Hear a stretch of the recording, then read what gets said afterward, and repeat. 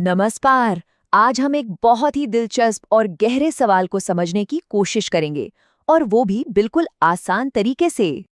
तो सवाल ये है कि भगवान विष्णु के तो इतने सारे अवतार हैं, है ना? पर उनमें से सबसे ज्यादा पूजा श्री राम और श्री कृष्ण की ही क्यों होती है? आखिर उनमें ऐसा क्या खास है?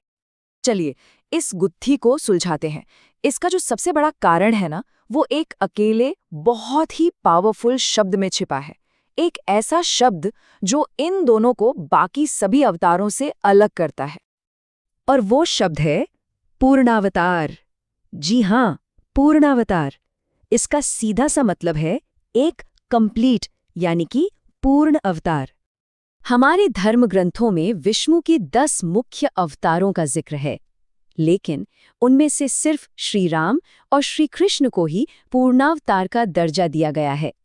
इसका मतलब ये हुआ कि बाकी अवतार भी दिव्य थे, लेकिन इन दोनों ने अपने जीवन में ईश्वर के हर एक गुण को पूरी तरह से धरती पर जी कर दिखाया।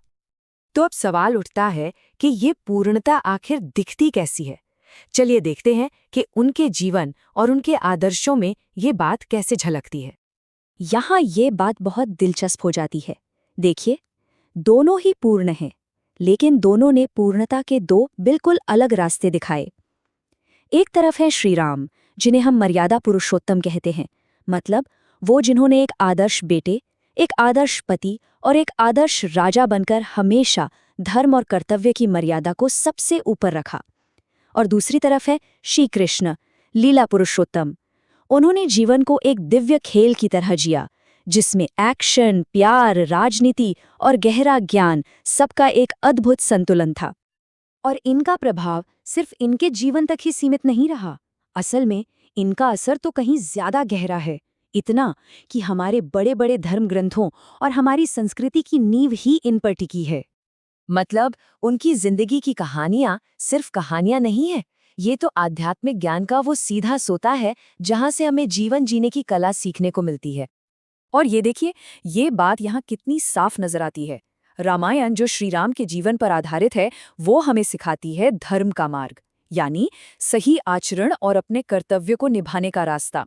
और फिर है महाभारत और गीता, जहाँ श्री कृष्ण हमें कर्म यानी सही एक्शन, ज्ञान और भक्ति, इन तीनों का मिला जुला रास्ता दिखाते हैं।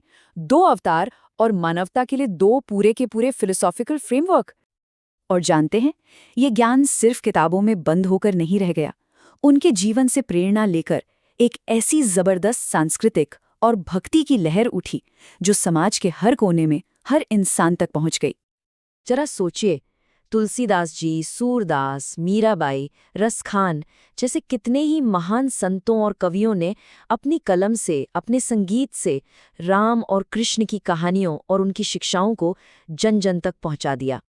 और इसी का नतीजा है कि आज भी उनकी विरासत हमारे रोजमर्रा के जीवन का हिस्सा है। भजनों में, कथाओं में, मंदिरों की पूजा में, और हाँ, रामनवमी और जन्माष्टमी जैसे बड़े बड़े त्योहारों में हम आज भी उन्हें ही तो याद करते हैं। अब राम और कृष्ण इतने खास क्यों हैं, इसे और भी बेहतर तरीके से समझने के लिए एक छोटा सा कंपैरिजन करते हैं दूसरे अवतारों के साथ। देखिए, विष्णु के कई दूसरे अवतार भी हुए, जैसे वराह अवतार या नरसिंह अवतार। वो किसी एक खास मकसद के लिए आए थे, किसी बड़े संकट को टालने के लिए या किसी एक दुष्ट का अंत करने के लिए।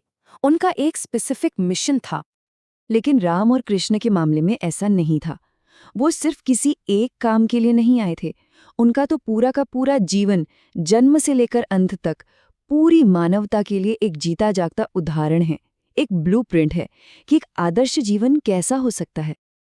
तो आखिर में ये सवाल हमारे सामने आता है कि आज की इस भागदौड़ भरी दुनिया में इन दो महान आदर्शों का क्या मतलब है। एक तरफ कर्तव्य पर अडिग रहने का आदर्श, और दूसरी तरफ जीवन को एक दिव्य लीला की तरह जीने का आदर्श। ये दोनों रास्ते आज हमें क्या सिखा सकते हैं?